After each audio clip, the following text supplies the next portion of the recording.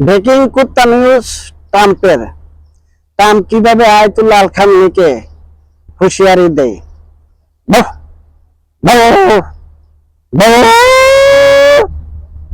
Trump বলতেছে Ayatollah আল খামেনিকে, যদি তুই বদ্ধ না করিস ইসরায়েলের হামলা, তাহলে ট্রাম্প নাকি অ্যাটাক করবে ইরানে।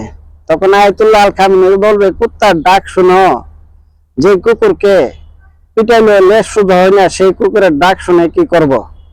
তখন এইভাবে আবার ট্রাম্প ফুলিয়া বাঘ হয়ে যাব।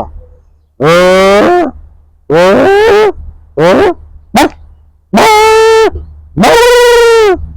মানে রাত্রে আয়াতুল্লাহ আল খামেনি কইতাছে, তুই যদি আমার কথা না শুনস, তাহলে আমি এইভাবে আবার হামলা চালাইতাম পারি ইরানে।